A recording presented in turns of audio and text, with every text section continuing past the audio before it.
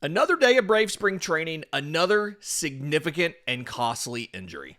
Let's talk about it.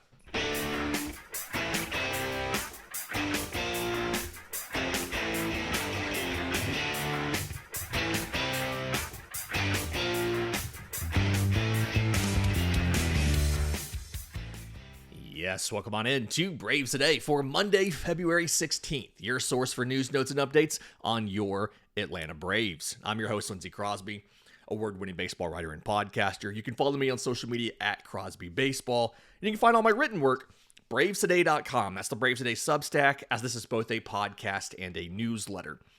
We're probably part of the Believe Podcast Network and presented to you by FanDuel. Download the FanDuel app or go to FanDuel.com to get started. What a weekend for the Braves. We're going to talk about Reynaldo López and his live batting practice. We're going to talk about Jurickson Profar and the interesting offseason that he had and some of his comments from Sunday when he reported the Braves camp. But first, we've got to talk about Hurston Waldrep. So what we know of this situation, Hurston Waldrep was feeling some pain and soreness in his elbow after throwing a live bullpen last week. The team did some imaging, and it was determined that the ligament is intact, but the issue is, quote, loose bodies in the elbow. He's had, bone spur issues in the past. The little secret, not the secret, the kind of thing here is just about every pitcher has some sort of bone spur issue. Again, the MRI, no structural damage, no ligament damage, things like that. The quote from Walt Weiss here, quote, "There's some things in there that shouldn't be there, I guess. I think it's fairly common with pitchers. I don't want to elaborate on the loose bodies because I'm not totally sure, but it probably needs to be dealt with. I don't know what that looks like as far as a procedure or anything, but I guess Dr. Meister will let us know." Dr. Meister is Dr. Keith Meister in Dallas. He is Atlanta's preferred elbow surgeon. Anytime they need to have a guy go under the knife for something involving the elbow, that is who does it. He did A.J. Smith-Shawver's Tommy John. He did Spencer Strider's elbow surgery. He does the surgeries for the Braves. And this just kind of continues the frustration, right? You lost Spencer Schwellenbach for at least the first 2 months. I'm personally assuming it's most of the entire season. And now Waldrep is down for a while, right? Carlos Rodon had a similar surgery to what we are expecting Hurston Waldrep to need, right? Rodon had surgery in October. It was shaving down a bone spur, and it was removing loose bodies. The elbow bothered him all season. He really started to struggle late in the year with it. He had the surgery in October. He's throwing off a mound already. His return is expected to be, mid-April or so. So 6 months for Carlos Rodon. It was over the offseason. The question, I guess, here would be, was that time frame artificially long because it was the offseason? You'd assume they want him ready for opening day, and he won't be. So if you look at a similar time frame for Hurston Waldrep, let's say he has a surgery the end of February, then you're looking at the end of August is the same similar time frame to Carlos Rodon. So full season. There's also been situations where we've seen some guys just have the loose bodies removed. Maybe a bone spur's not messed with. Maybe he comes back sooner. We don't know. But I think the hard part here, and I believe I referenced this on the show in the context of Spencer Schwellenbach, is Atlanta made a bet, a gamble, going into this season when it came to their rotation. Obviously, we had injury concerns with just about everybody because everybody went on the IL, the 60-day IL last year. You lost your top 6 starters when you count Strider missing time with the hamstring strain. You lost your top 6 starters for a good portion of the time last year. And let's be clear, there's no way to have enough depth to make up for that. There's no team that has enough depth to lose their top 6 starters. But anyway, the bet that the Braves were making was that if they suffered an injury or two, it would be to the back end guys, not to the frontline starters. And then even if they did lose a frontline starter, which Schwallenbach clearly was that, I made the argument last fall, I thought Hurston Waldrep could be that this year. The gamble was if you did lose one of those guys, that it would be something shorter term and not long term, and you could have them back for the postseason. And clearly, Atlanta lost the first part of that. Their first 2 injuries in the rotation were Schwallenbach and Waldrep, guys who they have high expectations and high hopes for. Not a back-end guy. And both of them look like they could potentially be the entire season. Again, if Waldrep does the Rodon time frame, again, Rodon had surgery in October, he's looking at making his first start in April, then you're looking at Waldrep missing most of the season. Assuming it's the same. It could be more intensive, less intensive, we don't know. Every single one of these is different. And this is kind of the frustration here, right? Because the Braves haven't signed a starter. That's just, we all know that by now. That's new. That's not news. And we're now at the 5th consecutive offseason where the Braves have not signed a veteran, experienced starting pitcher to be a starting pitcher. The last time the Braves signed a free agent starter, a guy who was already an established major league starter, the last offseason the Braves did that, signed him to be a starter in Atlanta, was the offseason after the 2020 season. They brought in Drew Smyly, they brought in Charlie Morton. November 24th, 2020 is the last time you signed an outside free agent who was already a starting pitcher to be a starting pitcher for Atlanta. Since then, the Braves have done what AA talked about on Friday. They have limited themselves when it came to acquiring starting pitchers for guys they think can be frontline guys. They made the Chris Sale trade. They went out and got Chris Sale. They've been involved. They've been rumored and working on potential trades. We've heard names go out there. We've heard Dylan Cease. We've heard Garrett Crochet. Freddie Peralta's a guy they went after this offseason. They've tried to add via trade in that group, and they haven't gotten the deals done. And then outside of that, the pitchers that they have brought in free agency to be starters were not starters when Atlanta got them. They signed Grant Holmes to a minor league deal. He was a reliever in the minors when they got him, and they put him back into the rotation eventually. He eventually got hurt. They signed Reynaldo López, who had been a starter and had been moved to reliever and had been relieving for a couple seasons. They signed him to convert him back to the rotation, and when he was healthy, he was a really good starter. And then he got hurt, and he missed a season and change.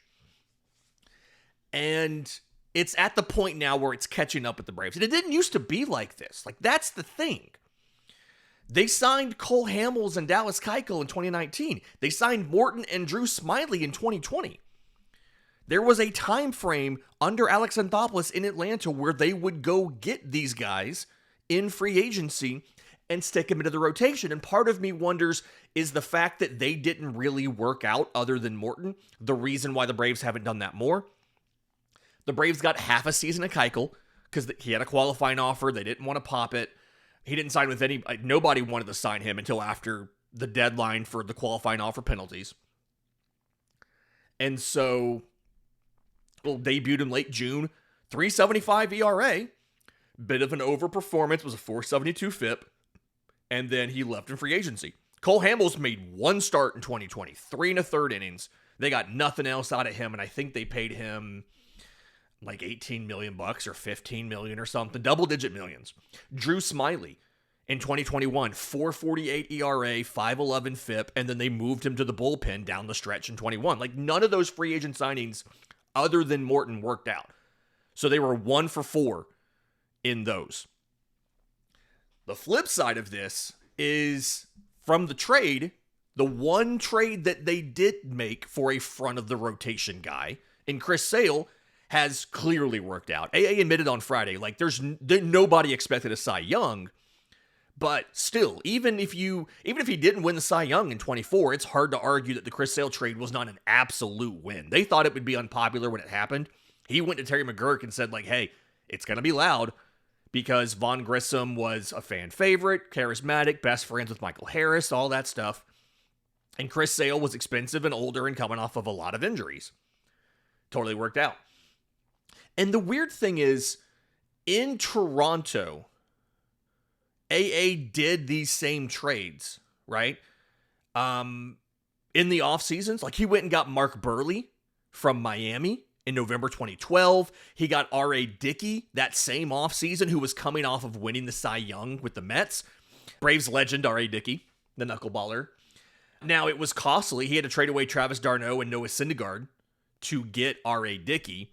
The Mark Burley trade, kind of same idea there.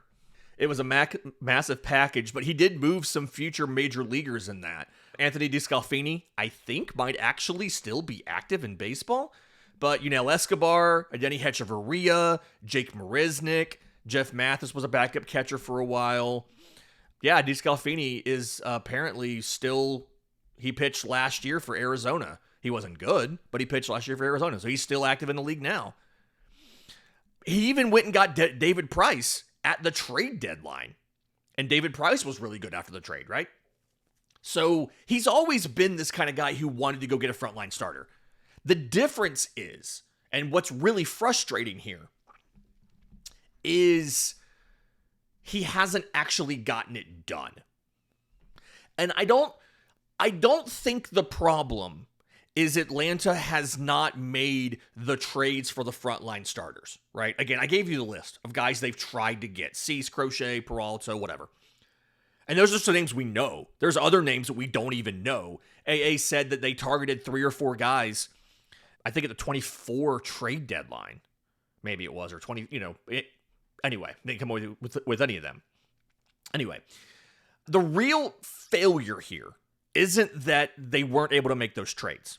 It's that they haven't been willing to pay market rates to add to the rotation at all. Again, every single rotation ad has either been a buy low of an ace or an attempted trade of an ace, or it's been guys that you're projecting that you can get value out of, right? Reynaldo López, a reliever moving to a starter. You're projecting you can get value out of his reliever contract. Like, we're all familiar with this $22 million limit.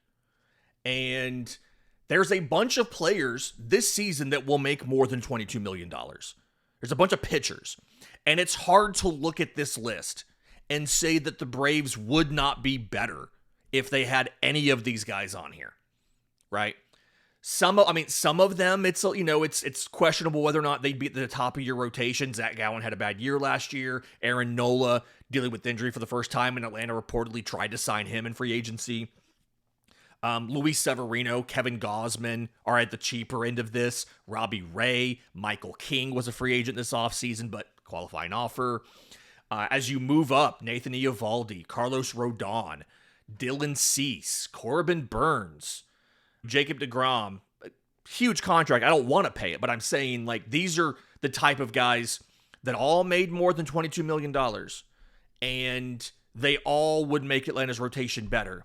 And none of us really thought the Braves had a shot at signing any of these guys. Max Fried, you had a guy in-house, and we all kind of knew, and like, you'd be naive if you didn't admit this, we all kind of knew the Braves weren't going to pay to re-sign Max Fried. When they didn't get him to an early extension, we just all kind of knew, hey, they're not going to be able to afford him in free agency. Now, it turns out he signed for more than we thought, like a longer deal than we expected. But we all knew. We all knew. And the big takeaway here, like, in a vacuum, okay, it's defensible to not want to pay a frontline starting pitcher at a market free agent rate. But if that is your line in the sand, you've got to nail the internal development and you've got to execute your trades. Because this whole thing's kind of a tripod, right? Drafting and developing, acquiring via trade, and supplementing via free agency. And you can't just sit out one of those three areas. The way to build a roster, the way to build a rotation is to do those three things. You draft and develop your own, in this case, your own arms.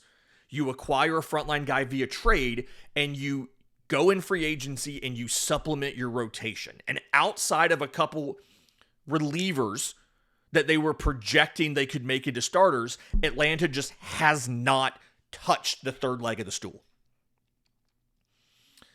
Like, nobody, I understand not wanting to pay the market rates. Nobody wants to have $30 million in annual salary sidelined because one guy had elbow surgery or shoulder surgery or whatever. But here's the thing. This is a competitive window. They want to continuously be competitive for a World Series year in, year out. If you're not going to pay the market rate for a frontline starter in free agency, you've got to do the other things.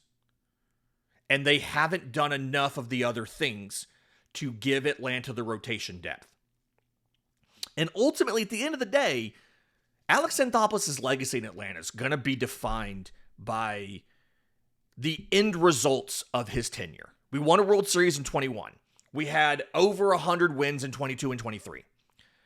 We didn't advance in the postseason those years. And then we had 2 injury-filled, underperforming years where we squeaked into the postseason and got swept and then didn't make the postseason at all. What is 26 going to look like?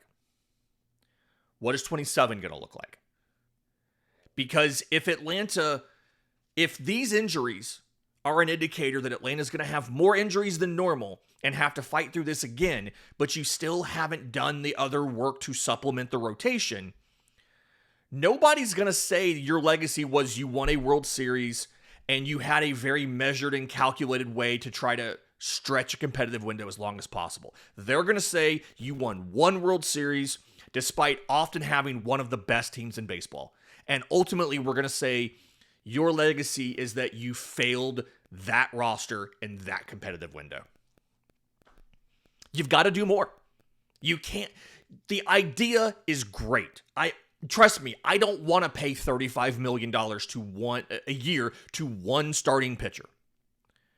But if you're not going to sign a starting pitcher in free agency in 5 years, you got to do everything else. And they're not doing that.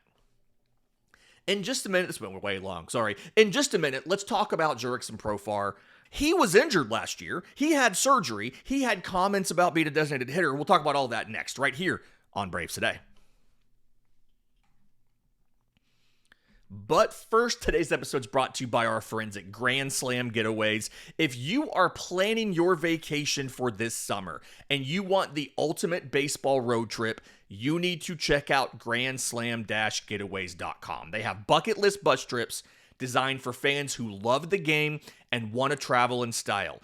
All of these trips depart from Atlanta and make at least 2 Braves games, but include field-level tickets, 3-star hotels, daily breakfast, a full slate of ballparks and outside activities, appearances by former MLB players, giveaways, side trips to places like the Bull Durham filming locations, the Louisville Slugger Museum, and more. If you're a baseball nut, great summer vacation. If you're retired, what better way to spend a week or two than by doing something like this? If you want to bond with one of your kids this summer over your shared love of baseball, take them on one of these trips. In May, you're going to Florida. In June, the Midwest, and July to the Northeast. You're guaranteed at least 2 Braves road games, plus some other teams that are on that same route. So you can reserve your spot with a small deposit. Go to grandslam-getaways.com to make this summer a grand slam. Check it out now, grandslam-getaways.com, and let the baseball adventure begin. Welcome back to Braves Today. Lindsay Crosby. Injuries. Let's talk about Jurickson Profar. I've been pointing out in the Northport Report, I put that out every night over on bravestoday.com with all of the news and notes from the day. And I always at the bottom put in here's what I'm looking for from camp tomorrow. And one of the recurring items in there has been, where is Jurickson Profar? He's a position player. They didn't have to report and meet everybody until Sunday. The first full squad workout was Sunday. Those guys arrive on Saturday, show up on Sunday morning for workouts. But he's playing in the WBC, so I assumed he'd be there early. Ozzy Albies is there. A lot of the position players. Mike Yastrzemski was there. Michael Harris was there. The entire infield was there. Like, a lot of guys were already in camp. Yastrzemski Profar wasn't. He showed up on Sunday, had a little bit of news. The first one is that he had sports hernia surgery in November.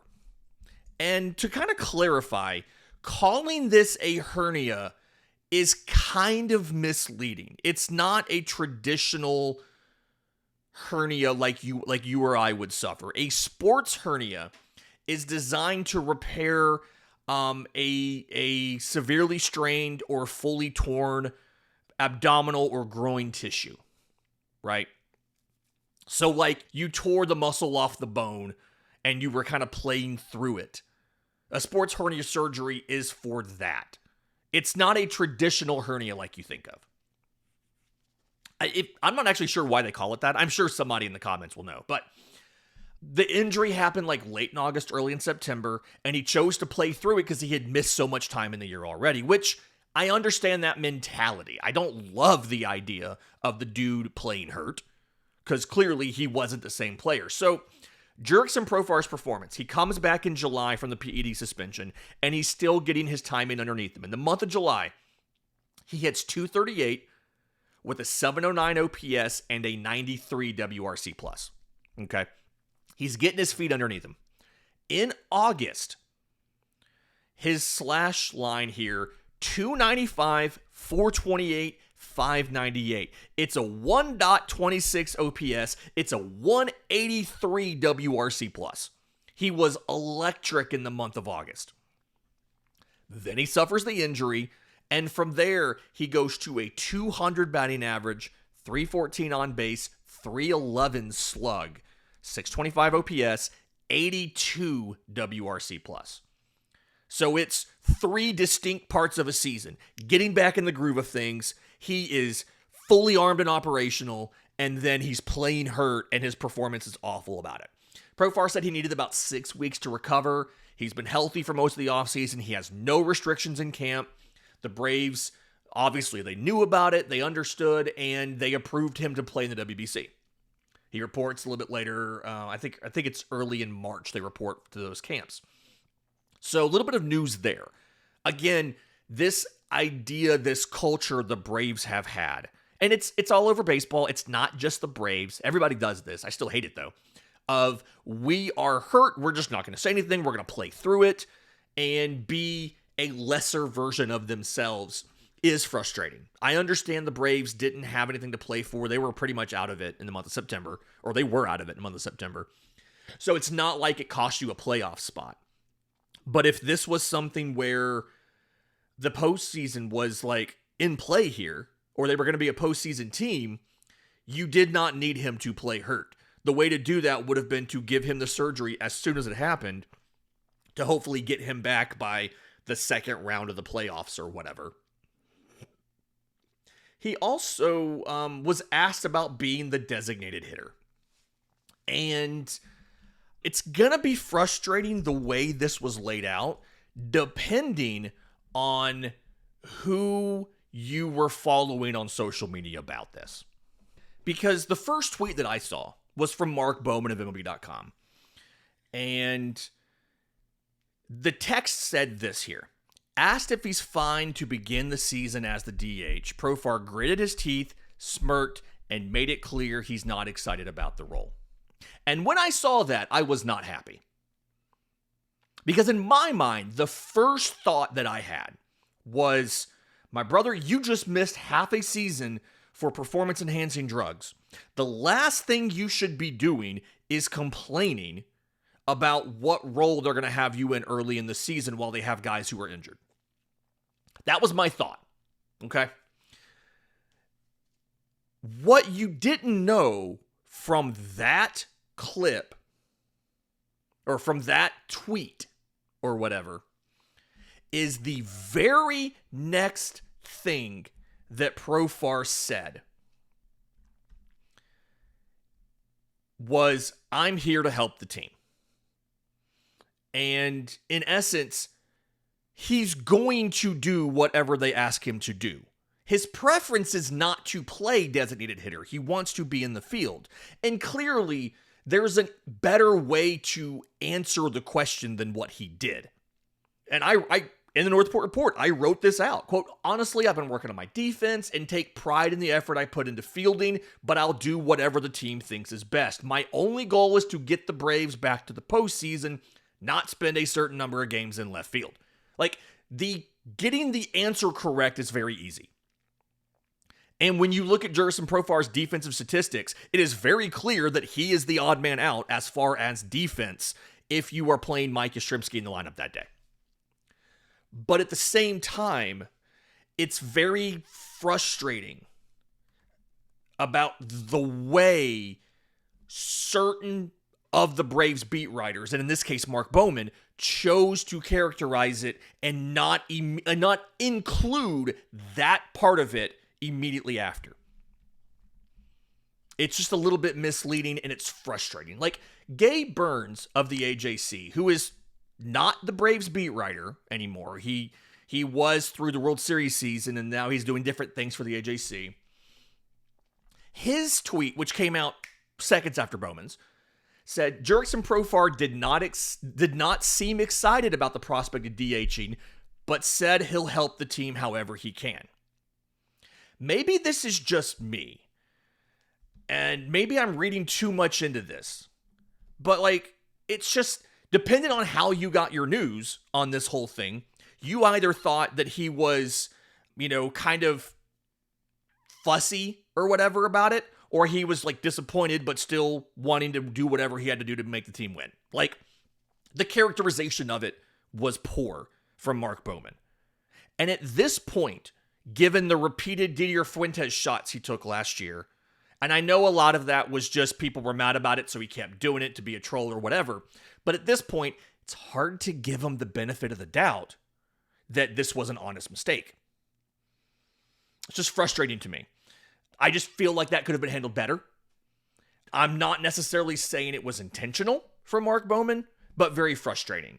And I even had written a little more critical of Jurickson Profar before I realized, oh no, like I went and saw the actual clip and had to rewrite some of what I was going to put in that day's Northport Report because he clearly was not thrilled about the concept, but he's going to do it.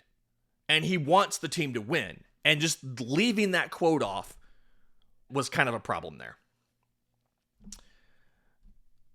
In just a minute, let's talk about some of the live BPs. Reynaldo López, people are catastrophizing about his velocity. You shouldn't. Bryce Elder did one as well. We'll talk about that next, right here on Braves Today.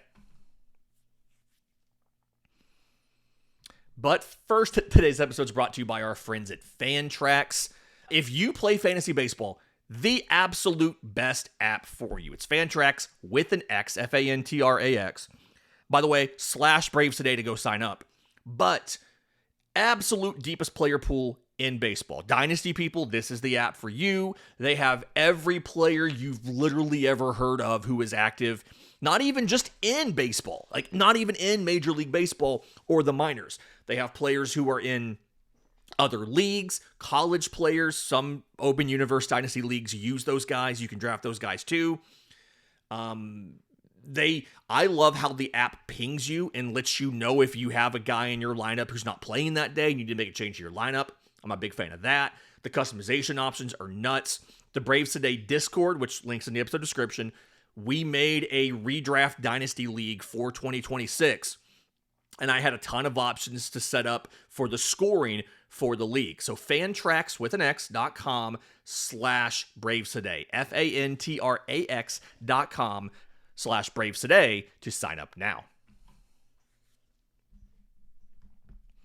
Welcome back to Braves Today. Lindsay Crosby. Final segment of the show. Let's talk a little bit about mid-February velocity readings. Okay. So Reynaldo López threw a live batting practice over the weekend. And according to beat writer, to media who was there, He was very heavy with his breaking ball usage, which is fine. Guys are working on stuff early. When he was throwing fastballs, he was sitting kind of in the low 90s. And if you were already the type of person, this is before the Hurston Waldrep injury, by the way. If you were already the type of person who was concerned about the rotation depth and thought the Braves needed to add a starter before Spencer Schwellenbach got hurt, and then Schwellenbach got hurt, and then you saw this, the sky was falling. And there was a lot of people reaching out on social media, people just putting their own stuff, whatever, who were, I called it catastrophizing. If you are not familiar with that term, it is irrational worst case thinking, right? It is the idea about this, the worst possible outcome is the clear and obvious result here. If that kind of gives you, like, you make a minor mistake at work and you assume you're going to get fired and blackballed from the industry. That's catastrophizing. You have a little bit of like pain in your, you have like a bad headache that comes out of nowhere and you assume you have brain cancer. Like, that's catastrophizing. And a lot of Braves fans felt like they were kind of doing this with Reynaldo López. Okay. And I think what doesn't help is there are Braves pitchers who are throwing with good velocity in camp, right? Grant Holmes is out there pumping 95 in the same day in a bullpen set or in a BP session. I think it's important to remember a couple things. Is one, not everybody's offseason looks the same. Some guys throw more than others. Spencer Strider came into camp in 24 ready to go for the season. The velocity was there. He was throwing that curveball. He was ready to go. And then he got hurt and missed all the entire year, right? I was at spring training in 2024 in the press box. I watched two different Reynaldo López starts. And he was throwing low 90s all game. From what I've been told from people who have spoken to Reynaldo López, he spent a lot of the offseason on strengthening the shoulder, the surgically repaired shoulder, and doing conditioning work. He kept his arm loose and was doing throwing, but not to the extent of a guy like Grant Holmes, who has been trying to rehab and then test his UCL and flexor tendon to make sure they're healthy. He was throwing with more intent and purpose over the offseason because he was stress testing a healed flexor tendon and a healed UCL. So it makes sense that when he gets to camp, he will be like, he is throwing harder than Reynaldo López, who has been doing more supporting exercises for the structure of the arm than just throwing and running up his velocity in spring or over the winter. The other thing to remember is Reynaldo López is a lot more variable with his velocity than a lot of other guys for. All right, in 24, he averaged just under 95 miles an hour with nobody on base. He ramped it up to 96 and change with runners on base. With runners on and two outs, guy in scoring position, that kind of stuff, he's throwing even harder. And I remember early in the season being concerned when he would have an inning where he was throwing 92, 93 on his four-seam fastball with nobody on, just open the inning or whatever. I remember being a little concerned and then realizing, oh no, he has it. He's just not using it. So again, he's throwing low 90s on February 14th. But the last time he went into a season, we were ready to go, not last year, but 24, he did the exact same thing. His velocity was fine in the season, and he's a guy that naturally takes a little bit off and then ramps it up when he needs it in the game. There's no reason to be concerned about Reynaldo López's velocity right now. I think we need to just kind of take a step back. There are enough legitimate injury concerns with this rotation and enough legitimate injury questions without creating another one just because the guy's first live bullpen of the year or live batting practice of the year is in the low 90s. If on opening day he's throwing low 90s with guys on base, yeah, sure, let's have a conversation. But again, 24, he did this all spring training. He was not maxing out velocity-wise in spring training, and when the regular season got here, he had it, and he was fine. Let's remember that. The other thing I thought was really interesting, and this is a shout-out to Allison Mastrangelo, probably saying that wrong, of WSB TV. She had video from Bryce Elder's live BP. He was facing Ozzie Albies, Ronald Acuna Jr., Michael Harris, and Mauricio Dubon. I think I call that a trio in the write-up, but it's actually a quartet. But afterwards, she had a good video of him talking to those players about what they saw, and they're talking about like what they saw and how they were attacking it. And he's trying, like, it's abundantly clear to me that he's trying to get better. He's trying to improve. He's trying to get better. And I do feel like the thing that's been missed with this idea of Bryce Elder in the rotation means that the Braves are hosed. There's two things that have been missed, right? The first one is, yes, his overall numbers were bad last year. 5.30 ERA. It is worth pointing out, 4.55 FIP, which is, much more respectable than a 5.30 ERA. But that he did better when he was in the rotation consistently and was pitching on regular rest versus when he had extra rest. He had a ton of quality starts, right?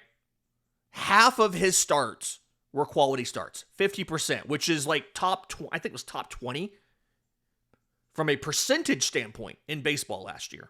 But also, all of this kind of concern over Bryce Elder assumes that he's not going to get any better at all. We saw his velocity get better. He was throwing the hardest pitches of his career in the final start of the season against Washington.